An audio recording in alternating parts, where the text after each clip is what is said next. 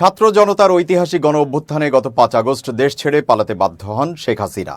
তিনি ভারত গিয়ে আশ্রয় নেন। এই আন্দোলনে ছাত্রদের পাশাপাশি বিভিন্ন রাজনৈতিক দলের সমর্থন ও সহযোগিতা ছিল।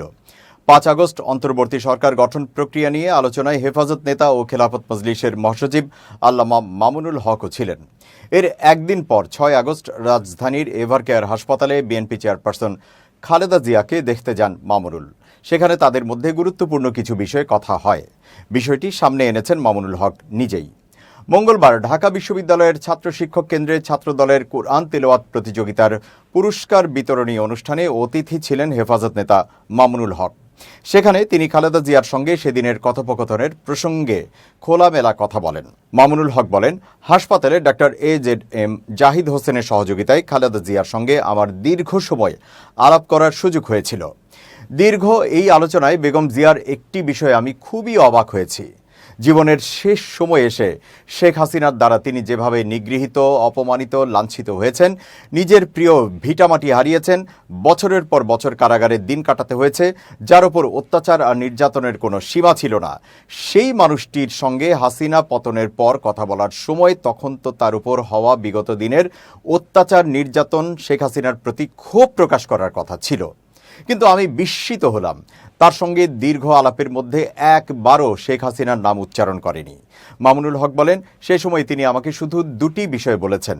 একটি হচ্ছে আমার প্রয়াত বাবা শাইখুল হাদিস আল্লামা আজিজুল হকের সঙ্গে তার রাজনীতির কিছু স্মৃতিচারণ, আর দ্বিতীয়টি হলো তিনি বললেন, আপনাদের কথা মানুষ সবসময় শোনে, মানুষকে বলেন তারা যেন রাষ্ট্রের সম্পদ নষ্ট না করে।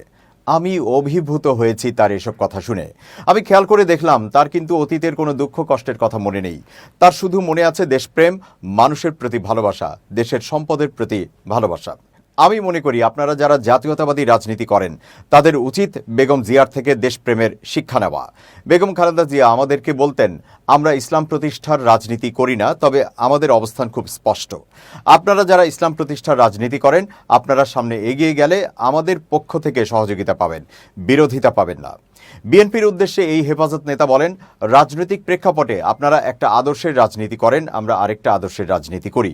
তবে বাংলাদেশের প্রেক্ষাপটে আমাদের একটা কথা মনে রাখতে হবে, সেটা হলো বাংলাদেশের জাতীয়তাবাদী শক্তি এবং ইসলামী শক্তি পরস্পরকে সহযোগিতার মাধ্যমে বাংলাদেশের স্বাধীনতাকে রক্ষা করতে হবে।